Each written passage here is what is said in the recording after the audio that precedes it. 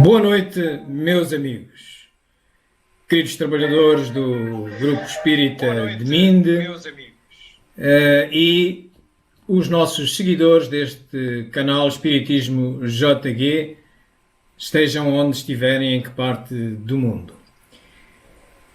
Hoje faremos esta palestra desta forma, em direto pelo Facebook, exatamente porque não o podemos fazer presencialmente nas instalações do Grupo Espírita de Minde, por via desta pandemia, Covid-19, que nos afeta a todos e que sugere e impõe que tenhamos comportamentos de isolamento social, prevenindo a propagação desta doença. Por isso o fazemos desde aqui, lançando mão das novas tecnologias deste novo mundo em que vivemos, podendo desta forma continuar a nossa atividade divulgativa, que entendemos como uma obrigação nossa, muito em particular neste momento em que não temos o centro aberto e, aliás, por todo o país e, eu diria, pelo mundo. Hoje a palestra que vamos ter é sobre uma das bases filosóficas do Espiritismo, evidências científicas do Espírito, mas, como fazemos em todas as palestras que fazemos presencialmente, vamos começar com uma prece. Assim, eu pedia-vos que nos uníssemos todos em pensamento e o elevássemos a Deus, o Criador de todas as coisas, o Criador deste planeta onde vivemos e que nós vamos descobrindo pouco a pouco coisas maravilhosas.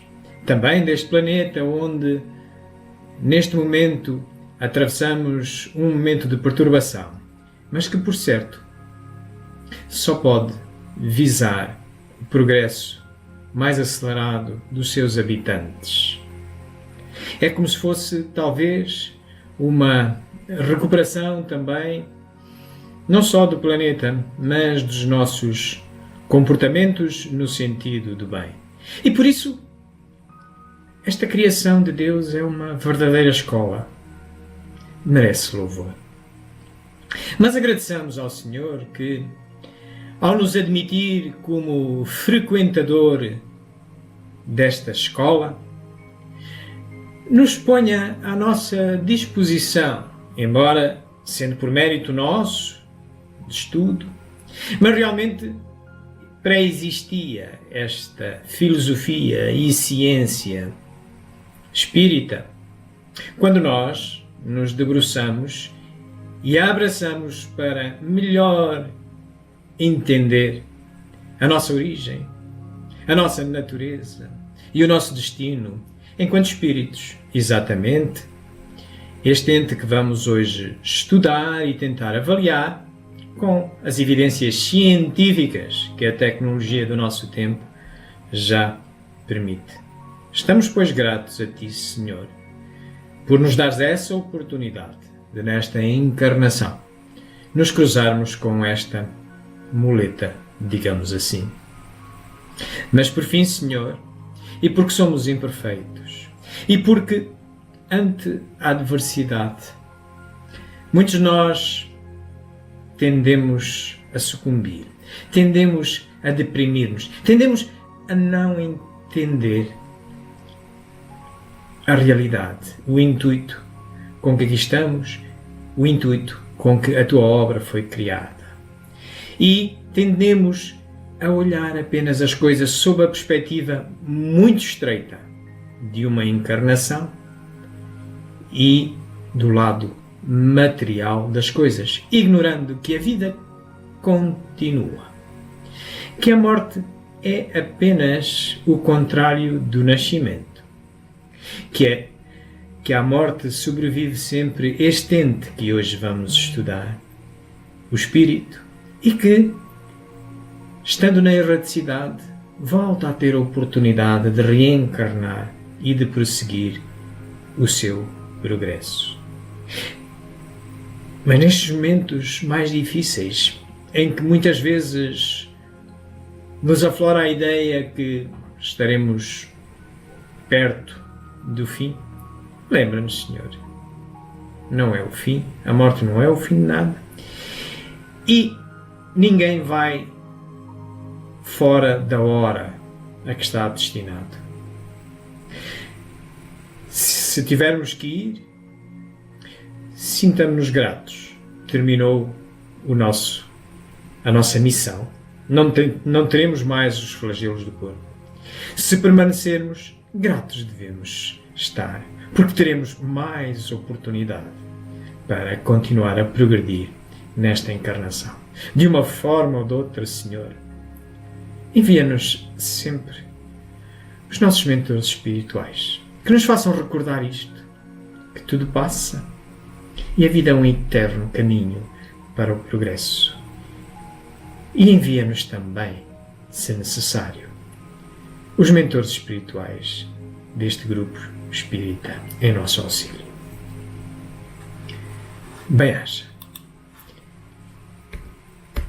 Meus amigos, vamos então começar a nossa palestra de hoje e, tal como estava anunciado, ela vai se debruçar sobre evidências científicas do espírito. Para aqueles que já estudam espiritismo há mais tempo, notarão que é uma das bases filosóficas em que assenta esta filosofia e esta ciência. E por isso mesmo, a forma como nós estamos a visualizar, tratarmos deste assunto, é exatamente começarmos aqui, digamos, na ponta do iceberg do nosso conhecimento, vocacionado a demonstrar, a comprovar a existência do Espírito. Diria-vos eu que na base mais profunda do conhecimento vamos exatamente à raiz dele. Vamos à filosofia, vamos aos conceitos filosóficos do Espiritismo, onde encontraremos esta base filosófica, entre outras. Mas porque pretendemos demonstrar, comprovar a sua existência, naturalmente teremos que socorrer-nos do método científico. E então, subindo um pouco, vamos recordar brevemente o que é o método científico, como funciona, para depois então lançarmos mão dele, das suas várias fases, e olharmos para evidências da existência deste ente.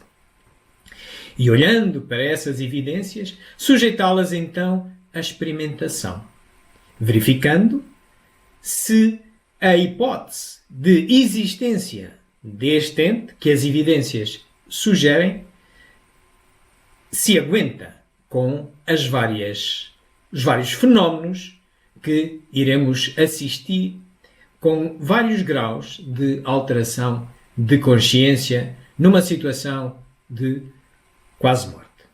Mas, claro, como estamos no domínio de uma filosofia e de uma ciência, nós, espiritismo, digo eu, como filosofia e como ciência, não trabalha com a verdade.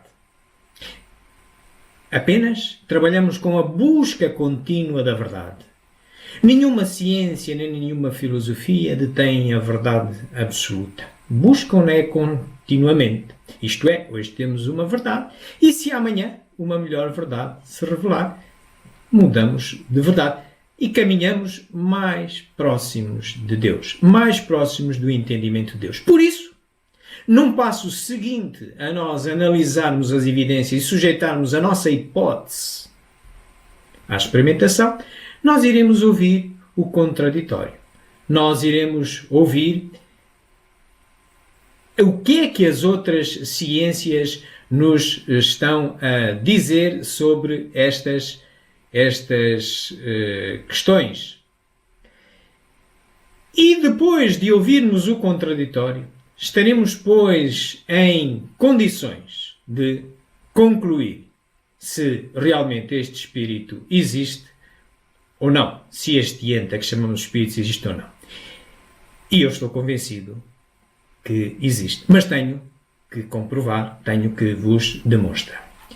Assim sendo, e como eu vos tinha dito, vamos começar pela base aqui do nosso iceberg.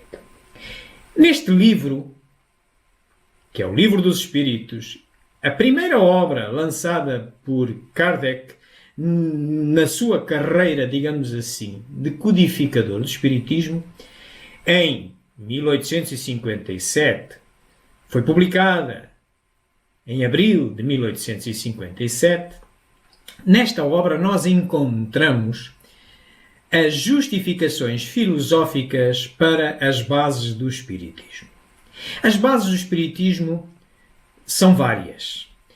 Se vocês forem à Wikipédia, encontrarão nada mais, nada menos do que 19. Ainda assim, provavelmente, não são todas. Isto é, a realidade é uma coisa e nós apenas vemos segundo a nossa verdade. E nós escolhemos para hoje, e porque é o que precisamos, em função do objetivo da nossa investigação e do conhecimento que detemos, vamos nos fixar apenas em 5 dessas que na Wikipédia podem ser elencadas até 19. Vamos a estas mais comuns. A existência de um Deus único, Criador de tudo. A existência deste ente, do Espírito, que sobrevive à morte. E se existe o Espírito, há a comunicabilidade dos Espíritos, e Kardec foi com essa ferramenta, a mediunidade, comunicando com os Espíritos, homens já sem corpo, na erraticidade, mas existindo, continuando a existir, que ele codificou toda esta, não só esta obra, mas todas as outras obras que constituem a codificação espírita, o princípio da reencarnação, para que se cumpra a justiça divina, e a pluralidade dos mundos. Não estamos sós neste universo. Não somos os únicos a habitar, nem sequer encarnados.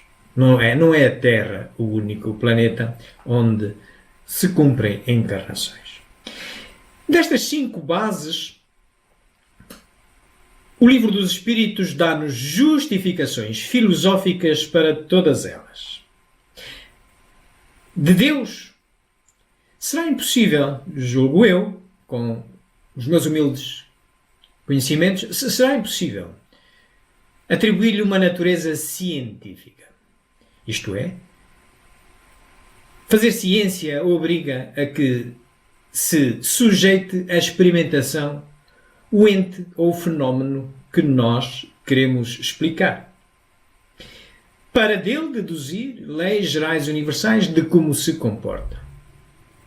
Onde está Deus? Para o levarmos à experimentação, ao laboratório. E depois, como ele é único, como é que nós íamos comparar com o quê? A ciência compara. Sei lá, se queremos medir o comprimento de algo, comparamos com 1 metro. Se queremos avaliar o peso de algo, comparamos com 1 quilo. Mas onde é que está Deus e com o que é que se compara se ele é único? Portanto, a Deus, de certeza, que nunca o homem poderá levar a um laboratório. Isto era a mesma coisa como que o quadro pudesse explicar como funciona o pintor. Não, o quadro nunca pode explicar o pintor. O pintor é que explica como faz o quadro e define as regras como o pinta. Já das outras bases, e nomeadamente esta do espírito, sim. Já no tempo de Kardec havia algumas evidências científicas, isto é, comprováveis, e hoje, passado quase 200 anos, mais há também. Vamos mergulhar agora então no espírito. Como vos disse, há uma natureza filosófica que está muito bem documentada no Livro dos Espíritos e iremos ver um pequeno resumo num pequeno filme pelo próprio Kardec, digamos assim, é um ator, mas será o próprio Kardec. E há também uma natureza científica que hoje em dia passa muito pelas experiências quase-morte. Que hoje em dia, com a tecnologia que se tem, nós podemos avaliar melhor. Vamos, pois, ver esse filme para ver por onde vamos levar a nossa investigação. Os espíritos revestem temporariamente um invólucro material, perecível, e sua destruição pela morte os devolve à liberdade. A alma é um espírito que encarnou, e, portanto, um ser imaterial e individual, que reside em nosso corpo e a ele sobrevive. Consegui um encontro no Central Park com o médico-chefe da UTI, Dr. Sam Parnia. Eu sei que você fez uma quantidade enorme de pesquisas sobre o assunto. Sam estudou mais de 100 sobreviventes de paradas cardíacas. Pessoas que estavam tecnicamente mortas e que voltaram à vida. Algumas delas voltaram com profundas experiências. Uma das coisas que você menciona, e eu achei extremamente fascinante, é a ideia de que, mesmo sem atividade cerebral, as pessoas voltam contando essas experiências. Tem como isso ser explicado? É importante compreender que, quando uma pessoa está morrendo e se torna um cadáver, é só nesse momento que as células dentro do corpo começam a passar pelo processo da morte, o que pode levar horas, se não até dias. E, na verdade, temos esse espaço de tempo em que podemos trazer a pessoa de volta à vida. E as experiências que elas tiveram nos dão uma indicação de como e quando a humanidade passa pela morte. E os religiosos acreditam quase todos que quando você morre é apenas no sentido corporal. A sua essência, a sua alma continua. Existe algum apoio científico para a ideia da alma? Hoje em dia chamamos a alma de consciência na ciência. Então podemos testar essa teoria científica e ver se essa consciência continua ou se ela acaba. Isso prova, pelo menos, que quando uma pessoa morre, essa parte que nos torna o que somos, a psique, a alma, a mente, a consciência, ou como você quiser chamar, ela não é aniquilada. Ela não desaparece no ar, ela continua pelo menos no início da morte. É sério? Com certeza. Ela continua quando o cérebro não deveria estar funcionando e quando uma pessoa está passando pela morte. Veem, meus amigos. Veem como a ciência hoje se vai interessando por estes fenómenos. Até aqui a ciência pensava que a consciência era uma produção do cérebro. E então, se assim sendo, quando o cérebro parasse, então parava toda a produção de consciência e de memórias. Só que estas experiências quase morte, realmente os pacientes têm uma paragem cerebral, normalmente precedida de uma paragem cardíaca, e alguns deles que recuperam, por insistência apenas do corpo médico, quando recuperam aqueles minutos que estiveram mortos, vêm com umas imagens muito nítidas. Então, se o cérebro estava parado, o cérebro não podia produzir essas memórias. Então, outro ente as produziu. E como vimos aqui, este médico dizendo exatamente que a consciência ou a alma existe, ela continua a existir depois da morte. Mas vamos olhar para isto com mais detalhe e analisando experimentações práticas. Muito bem. Agora então vamos mergulhar no método científico. Vamos recordar o que isto é. O método científico é o processo pelo qual o conhecimento, que todo conhecimento nasce da filosofia. A filosofia é o amor ao saber. Portanto, e o saber é a busca contínua do conhecimento. O conhecimento é a busca contínua da verdade. Assim o definiu Platão, o pai da filosofia. E então, desse conhecimento todo que se pode endereçar pela razão, parte há dele que fenómenos, pequenas coisas desse conhecimento todo, que nós podemos sujeitar à experimentação. E então podemos, depois de, e vocês reparem aqui, este método científico tem estas fases. Começamos por observar um determinado fenómeno, fazemos perguntas para o entender melhor e levantamos uma hipótese. Hipo, pequeno, é uma primeira justificação. Tese, justificação. Não é por acaso que a ciência é filha da filosofia. Exatamente também por isto. Porque decorre da filosofia. E é sempre maior o conjunto de conhecimentos filosóficos do que os científicos. Dou-vos um exemplo. Deus está perfeitamente fora do alcance da análise científica, pelas razões que há pouco endereçamos. Portanto, e tudo o que nós vemos que é criado por ele, nós só vamos conhecendo pequenos fenómenos que os vamos explicando. Portanto, estamos no domínio da filosofia quando percorremos estas primeiras 3 fases do método científico. Pretendemos justificar uma crença que se tem por verdadeira. E então temos várias hipóteses. Depois dessas hipóteses, vamos sujeitá-la então à experimentação. E aqui sim, aqui entramos na fase científica, digamos, do método científico, que é, tínhamos uma crença já justificada pela razão com conhecimento que detínhamos e vamos agora comprovar. Tal como disse Aristóteles, um aluno de Platão, e que é também conhecido pelo pai da ciência. Ele verificava que, de todo o conhecimento possível, havia partes desse conhecimento, fenómenos desse todo, que era possível, sim, nós ensaiarmos, experimentarmos, verificar que resultados é que íamos obtendo e deduzir dali leis gerais universais.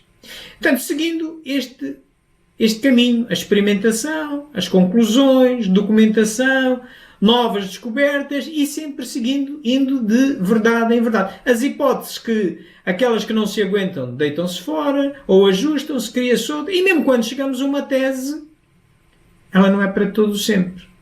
Porque nenhuma ciência, nem nenhuma filosofia trabalha com a verdade absoluta, que essa não existe. É tão complexa que só Deus a poderia entender. Por isso é que vamos sempre verificando atualizações, quer na filosofia, quer na ciência, o mesmo é dizer no conhecimento. E o mesmo acontece com o espiritismo. Se as ciências mais mecanicistas, mais materialistas, utilizam, por exemplo, a química, utiliza tubos de ensaio, reagentes químicos, a biologia, microscópios, etc., a astronomia utiliza telescópio para descobrir outros corpos celestes, outros mundos. O que utiliza o espiritismo? A mediunidade. É o seu telescópio. É através deste telescópio que o espiritismo espreita o outro mundo, a outra vida. Tal como a astronomia espreita os outros corpos celestes. Estão a ver a analogia? Muito bem. O espiritismo, naturalmente, é também uma filosofia, como já dissemos. Se não reparem, esta natureza de uso da razão. Nesta obra, o Evangelho segundo o Espiritismo, se vocês forem ao capítulo 19, que tem por título A Fé Move Montanhas. Se forem ao parágrafo 7, encontram um dizer muitas vezes repetido, que é: a fé inalterável é aquela que pode fazer frente à razão em qualquer idade da humanidade. Soa-vos a filosofia? A mim soa. O uso da razão para justificar a nossa fé. Não irmos naquilo que nos dizem, mas naquilo que nós conseguimos justificar, que passa no crivo da nossa razão, foi sempre como Kardec nos ensinou. E também Kardec, quando leva as suas verdades, as suas justificações à experimentação, no sentido de as comprovar, e dessa atividade científica nasce o primeiro livro de natureza essencialmente científica, que é o livro dos médiuns, exatamente aquele que explica os fenómenos da comunicabilidade entre os espíritos. Engraçado, por coincidência, exatamente explica como funciona a dita ferramenta que a ciência usa. Portanto, ele, nesse livro, ele tem as leis gerais e universais que regem as capacidades mediúnicas de então, que ele tinha identificado então. Hoje, há outras já também. Mas, com o seu espírito muito rigoroso, muito científico, se vocês forem ao capítulo 20 deste livro dos médiuns, há um item 230, que contém uma mensagem de um espírito elevado, Erasto, e que diz assim: mais vale ignorar 10 verdades que acreditar numa mentira. Portanto, nós, quando temos as nossas hipóteses de justificação de algo, nós devemos submetê-la a todo o contraditório, experimentá-lo e só ficar com aquelas que passam no crivo da razão. Kardec fez assim. Foi assim que ele escreveu todas estas obras. Como é que ele fazia?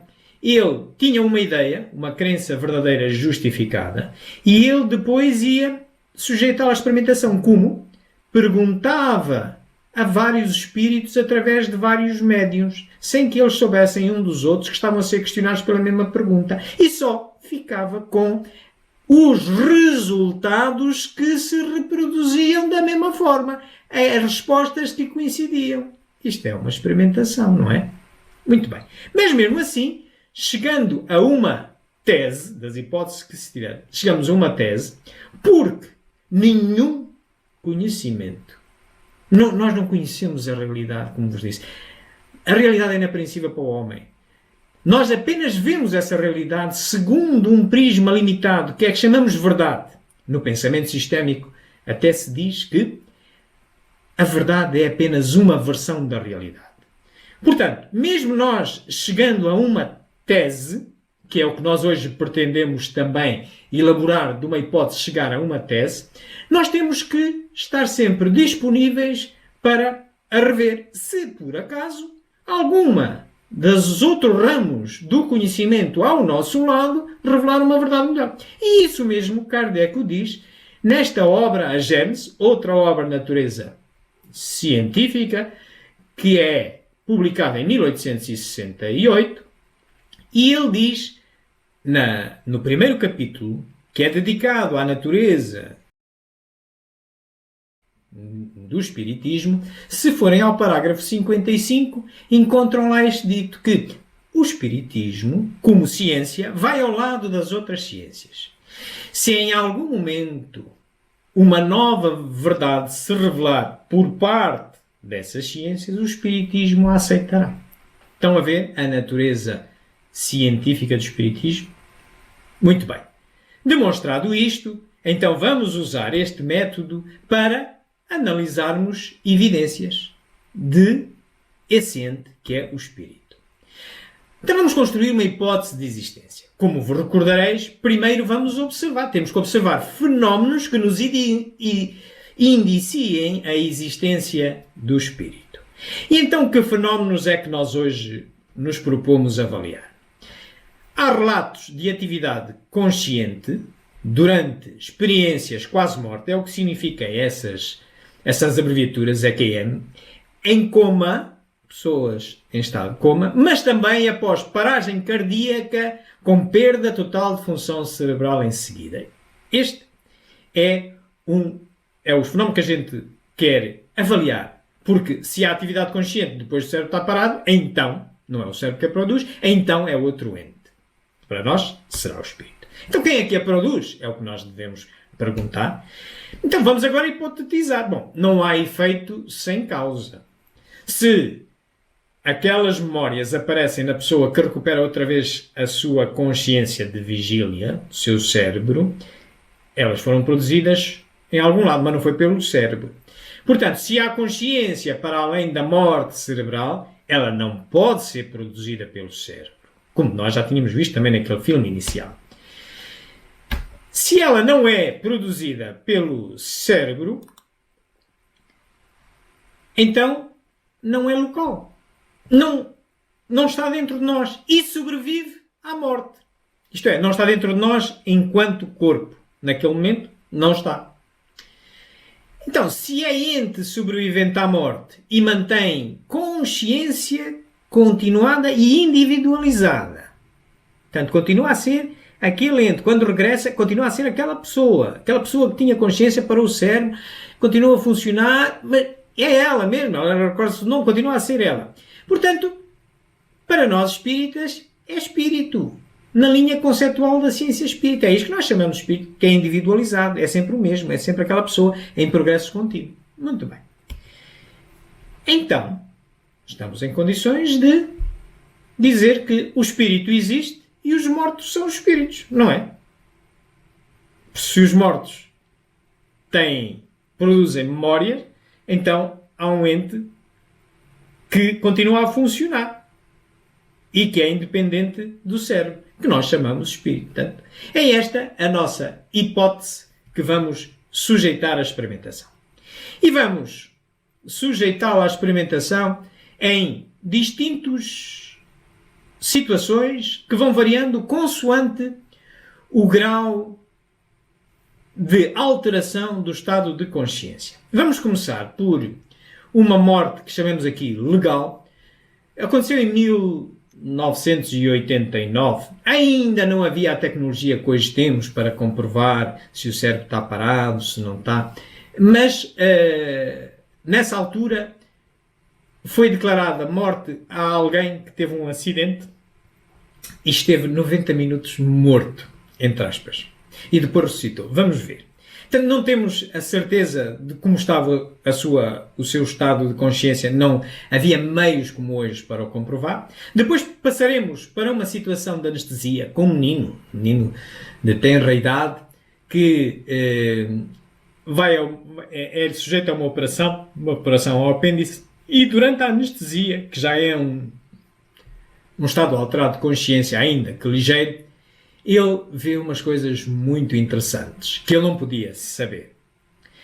Mas depois vamos agravar esse estado de consciência, de alteração de consciência, e vamos para uma situação de coma, em que vamos ver uma rapariga que esteve uns meses em coma e ver as recordações com que ela vem.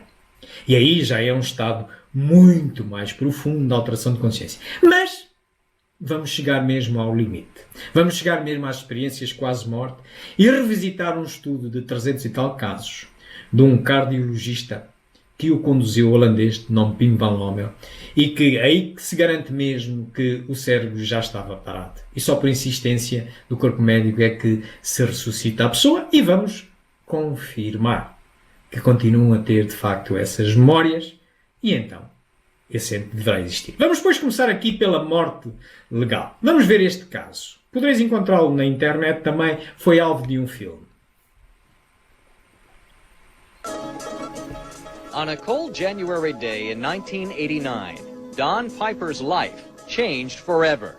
I was coming home from a church conference in East Texas, headed back to Houston. At precisely 11:45 a.m., an 18-wheeler driven by a Texas state prisoner rolled over the small car at a combined speed of 110 miles an hour. Not only did the truck hit Don's car, it ran over the passenger side of the small Ford Escort, completely crushing the vehicle and killing Don Piper. Instantly, Don began an amazing journey. I was immediately transported to the gates of heaven and surrounded by people I had known in life who had preceded me. And I mean, they weren't complete in the sense that we are now, but there were people there, and I recognized them. I tell people it was a buffet for the senses. The aroma, the sights, the sounds. I heard the wings that hovered above me. I heard music that I never heard on earth.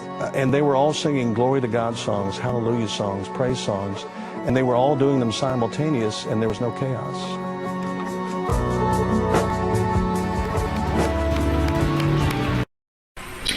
Este caso foi muito debatido no final do século passado e, como vos digo, tem um filme, inclusivamente este senhor ainda é vivo e fez muitos programas, é só procurarem pelo nome dele no YouTube. O que aconteceu foi um amigo dele, quando ele teve o acidente naquela ponta em que nós vimos, um amigo dele, que também era pastor, como ele, vai por acaso atrás e vê que está bloqueado o trânsito. E vai perguntar ao polícia o que é que se passa. E a polícia diz, não pode passar, houve um acidente, está alguém ali morto. E ele olha e reconhece o carro. Reconhece o carro e diz, mas ele é o meu amigo, é o dono e tal, deixe-me ir vê-lo e tal. E o polícia, não, nós estamos à espera dos paramédicos, não senhor e tal. Mas ele insiste tanto com a polícia naquela altura deixou passar. Pronto, era amigo e tal. E ele vai ter com o lençol, que está deitado no chão, e ele por baixo do lençol. E chega ao pé dele, espreita, vê a cara dele, identifica-o e começa a cantar. E não é que passado um bocadinho começa a ouvir o morto a cantar? E assim vêm os paramédicos que vinham, estavam ali, mas estavam à espera que viesse só o médico de medicina legal para declarar morto, ressuscitaram e levaram-no na ambulância para o hospital. Portanto, mas teve 90 minutos neste estado, não se sabe bem qual é que era o estado de consciência. Mas interessante, o que ele viu durante esse período que até já estava considerado morto. Mas vamos agora ver esse caso de uma anestesia de um menino. E vamos outra vez ver esta mesma natureza destas memórias interessantes. Vamos ver. Now this next one is the story of Colton Burpo, a 4-year-old boy who in 2002 was visiting Colorado when he began feeling unwell and seemed to be coming down with the flu. After a visit to the doctor, this was confirmed, and after returning home with his family to their home in Nebraska, Colton became increasingly ill and was rushed to hospital for 2 emergency operations as his appendix had burst. Infection was spreading in his body, and as he lay in the operating theatre fighting for his life, Colton says he went to heaven. He astonished his parents as he recounted his trip to what he believes was heaven to them at just 4 years old. He said he was picked up by angels and met with Jesus, who he felt safe with. And when asked what it was like, he said it's all the colours of the rainbow, a place of beautiful shades and hues. He said the gates were made of gold and there were pearls on them. It never gets dark, it's always bright. Everyone wears a white robe crossed by a sash of different colours, and they have lights above their heads. Colton also claims that he met his sister, a child that his mother had miscarried a year before his birth, to which Colton had no knowledge of before his believed trip to heaven. He described having a conversation with her where she said she was glad to see someone from her family, and she hugged him and said she couldn't wait for her mum and dad to come up to heaven and meet her. In another claim, Colton said he met his great-great-grandfather, a man he recognised from a photograph of how he looked when he was younger. Without realising who he was, Colton also described meeting John the Baptist, and he was introduced as being Jesus' cousin and the man who baptised him. Over the years, the boy claims the visions of heaven have become clearer, and when he was 11 years old, with the encouragement of his family, he wrote a book called Heaven is for Real. This has led many to think that his story has been exaggerated by his parents for profit, but he said it was not his intention to write the book, but God had helped him make the decision. The book was also followed by the successful movie of the same name. Podeis encontrar este livro em português, mostrar-vos-ei no final, tem esta capa também, também deu origem a um filme, e reparei, como é que este menino conheceu aquela memória dele ter encontrado com a sua irmã, que ele nunca conheceu porque tinha sido um aborto um ano antes dele nascer? Como é que o menino que não conheceu a irmã, onde é que ele a viu? Foi durante esse período. Então está ali um ente que conhece. E ele não sabia disto. Interroga os pais confirmam que tinha havido um aborto de uma menina antes dele, um ano dele. E o seu bisavô? O bisavô que ele identifica numa fotografia em que ele era bebê. Ele não conheceu... O bisavô ainda era vivo quando ele nasceu, mas o bebê não se recordava daquilo. E ele identifica. Aquele senhor é o meu bisavô, na fotografia. Dá que pensar, não é?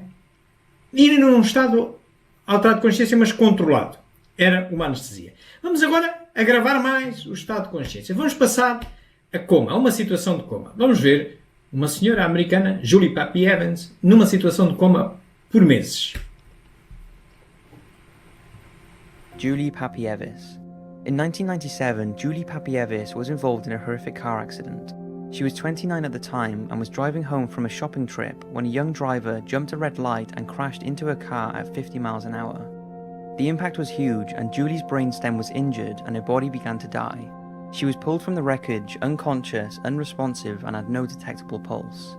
When brain scans were conducted, they revealed no brain function and doctors couldn't see any way she was going to survive. Julie remained in a coma for several weeks and her family refused to give up hope that she would recover. They prayed for her survival, and against all odds and to the astonishment of doctors, Julie woke up just 6 weeks after the accident. She was very limited physically, unable to eat, hear properly, or control any of her bodily functions. But when waking, she believes it was a moment when she had died and saw a glimpse of heaven, and this is how she described it. It was so vast and there was no real beginning or end to it. It was just perfect peace. I knew that I was there in that place because I was dead. I knew that and I was not afraid. I was not afraid to be there, I was happy. It was like I was home and I wanted to stay there. Julie also recalls seeing her deceased grandmother who was telling her to go back, saying, "Your body will heal, go back and be happy." Julie is convinced she had died just long enough to experience some kind of afterlife, with her next memory waking up from her coma. Julie started the long road to recovery and doctors are amazed at how far she has come. So was her vision just a dream, or do you think her mind or spirit did really go somewhere? It's interesting that if it was all in her mind, that despite her brain being practically non-functional, she was still able to visualize what she believes was an afterlife. Portanto, o seu cérebro estava praticamente parado, num estado alterado de consciência profundo, mas ela vem com estas recordações nítidas, a sua avó. E depois é engraçado, a sensação de alegria. Ela até gostava de ter lá ficado, e a avó diz-lhe, bem, ainda tens que voltar, ainda não chegou o teu tempo. Bem, mas vamos então agora a gravar mais. Vamos agora enfrentar, digamos, o touro de frente. E vamos olhar mesmo agora para experiências quase morte. Isto é, com estado de morte comprovado. Vamos olhar para a investigação deste senhor, cardiologista holandês Pim van Lommel, que escreveu este livro. Encontra-se em português também, Consciência Além da Vida. Este está em espanhol, é o livro que eu tenho. E tem um estudo de 344 pacientes que chegaram às urgências do hospital onde ele trabalhava com uma paragem cardíaca e depois, passado uns minutos, parou o cérebro. Tudo isto comprovável por eletroencefalograma, eletrocardiograma quanto às questões do coração, eletroencefalograma quanto à paragem do cérebro, ressonância magnética funcional em alguns dos casos, isto é, para verificar a passagem de sangue aqui na base do cérebro, se não passa, é protocolo de morte. Portanto, e 62 pacientes desses 344 ressuscitaram, isto é, sobreviveram. E ele depois foi ter com eles, com cada um deles, e foi-lhes perguntar que memórias traziam desses minutos que estiveram mortos. Uns tiveram 9, 12 minutos, enfim, por aí adiante. Mas com o cérebro parado. E então, reparem, dá para construir este gráfico com os resultados. Cerca de 60% referem ter emoções positivas. Lembram-se desta moça, a Julie Papievis, a referir as emoções positivas que ela tinha naquele lugar? Consciência de estar morto, cerca de 50%. Aperceberam-se, isto já é diferente, já estou no outro lado. Experiência fora do corpo, alguns observam-se enquanto estão a fazer procedimentos médicos nele. Ele conta algumas anedotas nesse seu livro. Eu reproduz uma muito rápida. Um indivíduo jovem, 40 e poucos anos, tem uma paragem cardíaca e utiliza uma prótese dentária. Uma prótese dessas antigas que se tirava, mas tem metal. Portanto, e ele está em paragem cardíaca, paragem cerebral, e então ele decide aplicar desfibriladores. Mas para isso é preciso primeiro remover as partes metálicas que houver, remover a dentadura. E o enfermeiro lá tirou a dentadura. E desfibrilador para diante e tal, ele de facto entra em morte cerebral, por insistência, lá recupera passado uns minutos, mas tendo passado por protocolo de morte. Quando, passado uns dias, o médico vai ter com ele, Ele começa-lhe a contar as memórias dele e ele às tantas pergunta: "Sr. doutor, desculpe lá, a minha dentadura?"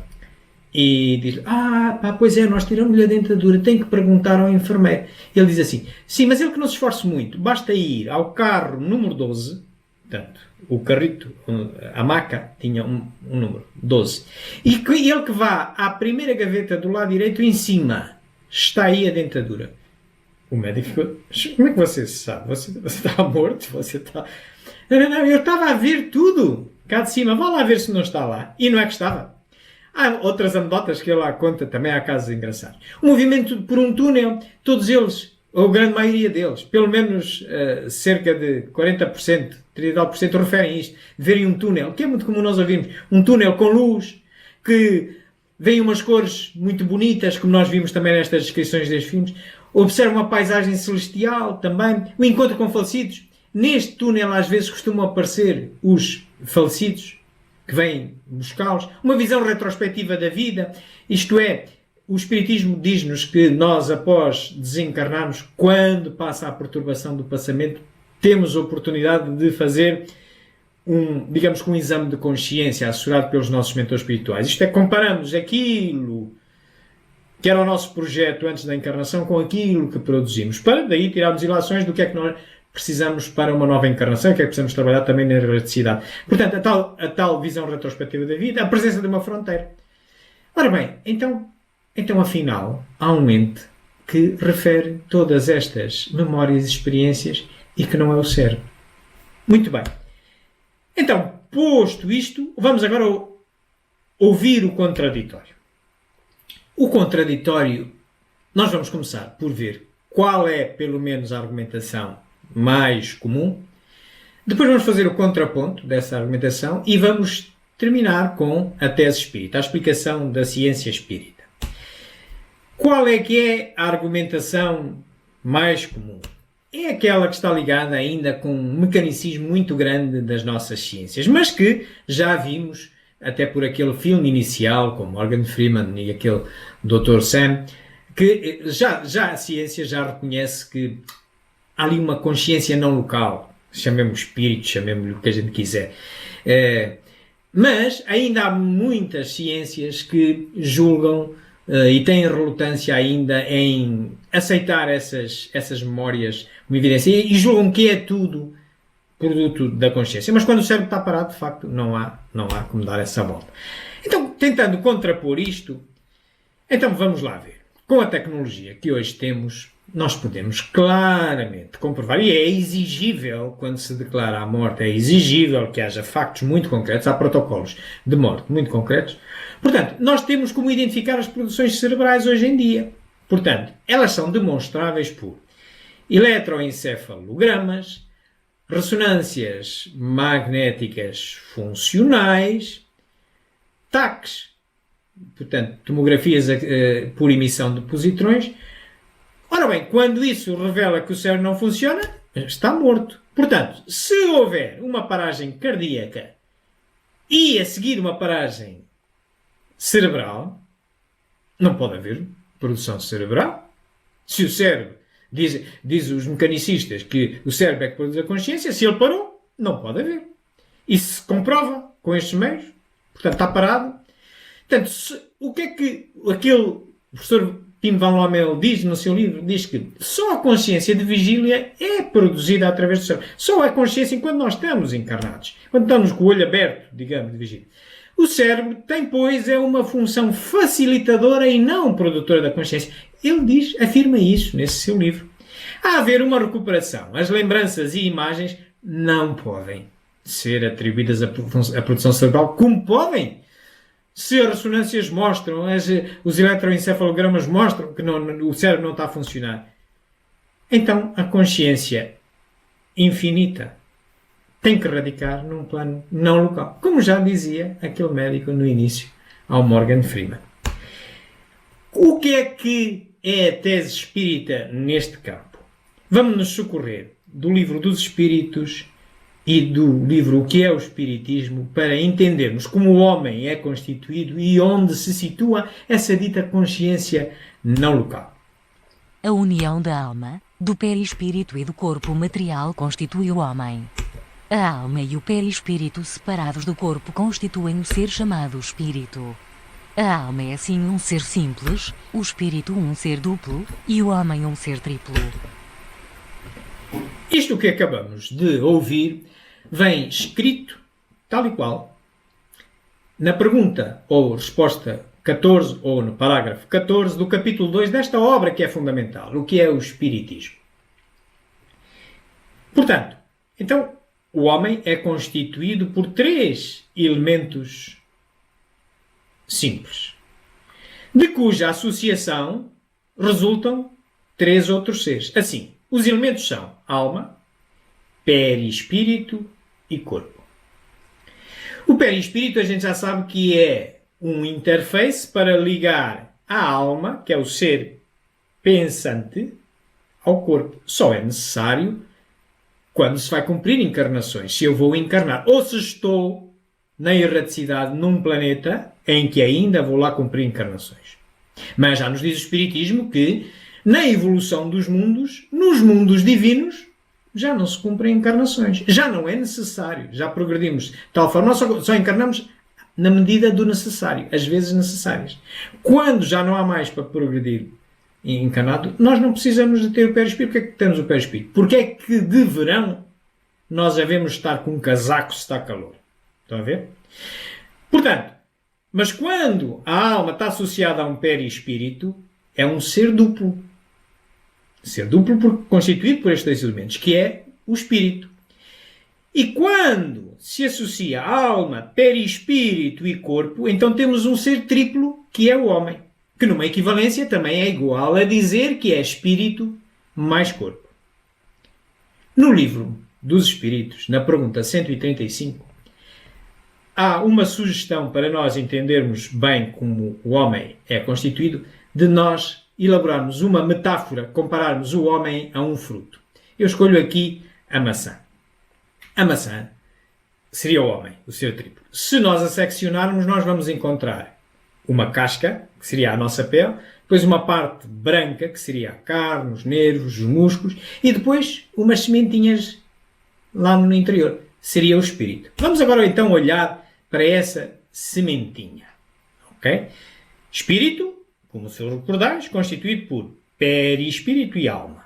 Ok, mas já vimos que o perispírito nós não necessitamos dele sempre, só quando cumprimos encarnações. Então, as memórias não podem estar no perispírito, a inteligência não pode estar no perispírito, certo? Tem é que estar na alma. Então, vejamos aqui a nossa alegoria. A gente sabe que o perispírito, esta capa da semente, tem uns pontos de comunicação, os ditos chakras, trocas de energia. Muito bem. Se nós seccionarmos também esta semente, o que é que vamos encontrar? Parecido com o fruto, com a maçã, vamos outra vez encontrar um episperma, a capa, e lá dentro vamos encontrar outra vez uma matéria branca e um embrião. O somatório dessa matéria branca mais o embrião é a alma. A casca, o episperma, é o perispírito. Ok? A alma, o que é que ela tem que lá ter dentro? Tem que lá ter todas as nossas memórias, a consciente, a que está consciente neste momento, mas também a inconsciente das várias encarnações que a gente já teve e que nós não estamos a recordar agora. E tem que ter um processador para esse conjunto de recordações, que é, naturalmente, a inteligência. Numa outra metáfora simples, é a mesma coisa compararem com um computador. Eu estou a utilizar um computador para vos apresentar esta palestra.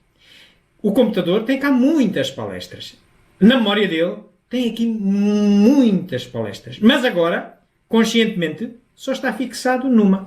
E quem é que determina em qual é que ele se fixa e pode processar quando quiser as outras?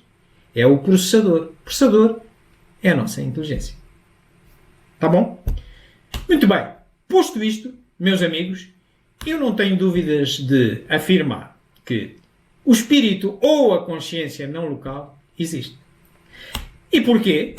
Porque exatamente estes relatos conscientes dos que sofreram experiências quase morte, em particular esses, que não há dúvida que tenham um protocolo de morte, na sequência de uma paragem cardíaca e logo a seguir perda de função cerebral são uma evidência da existência do espírito.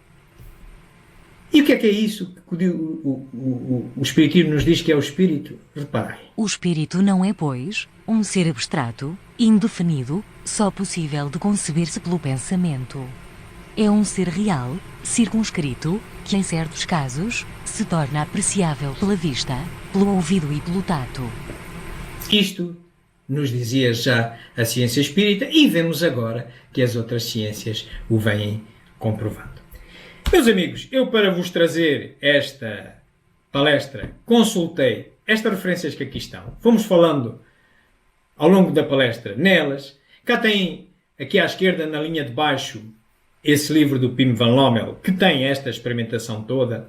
Depois há aqui mais alguns livros. Olha, O Céu Existe Mesmo, do Colton Burp, aquela criança que vimos no caso da anestesia. O meu livro Pensamento Sistémico e Espiritismo, em que falamos destas questões também e das questões da verdade e da realidade.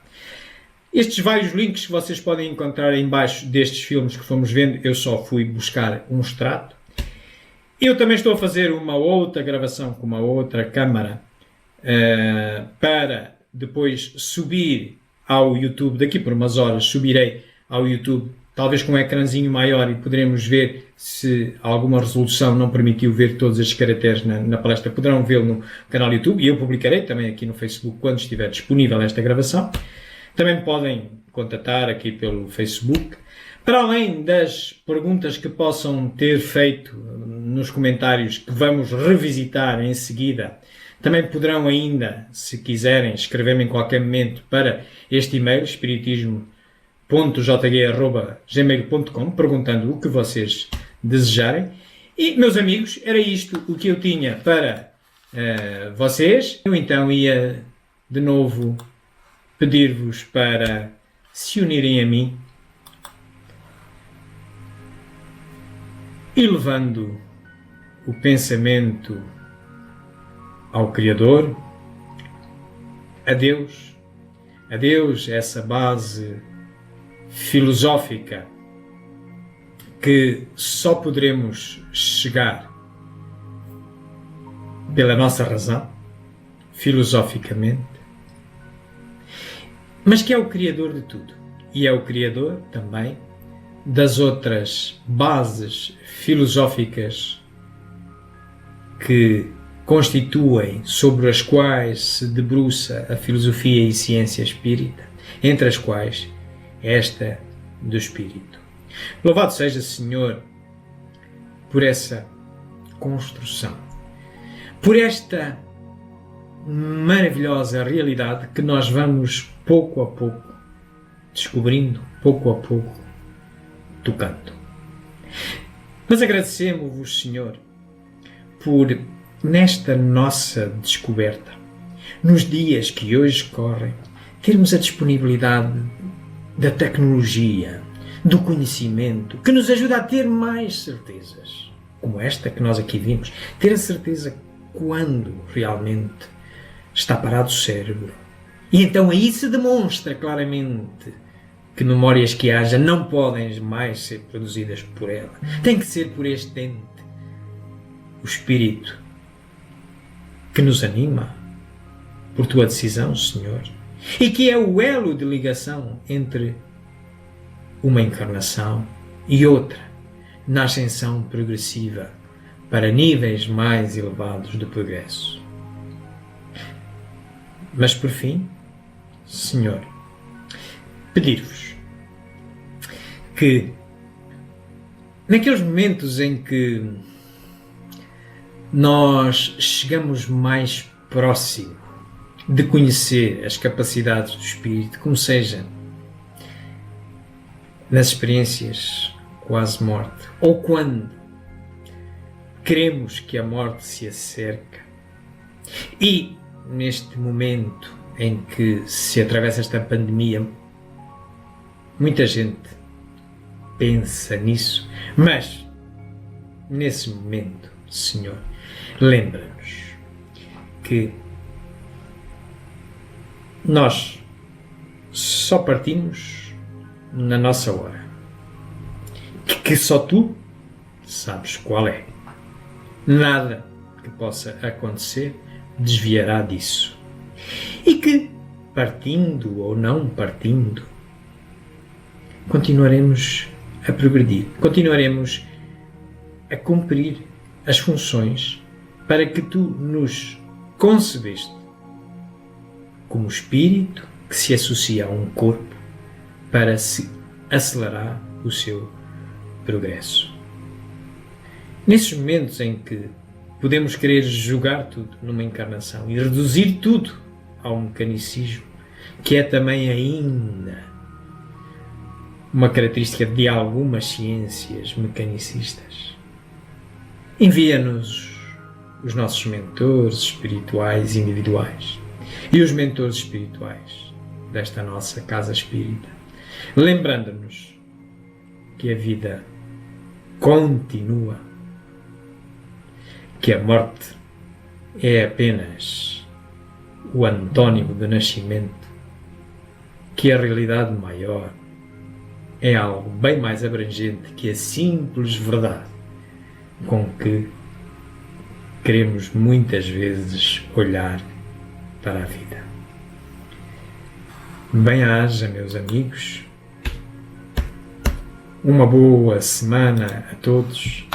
Até a nossa próxima palestra. Obrigado.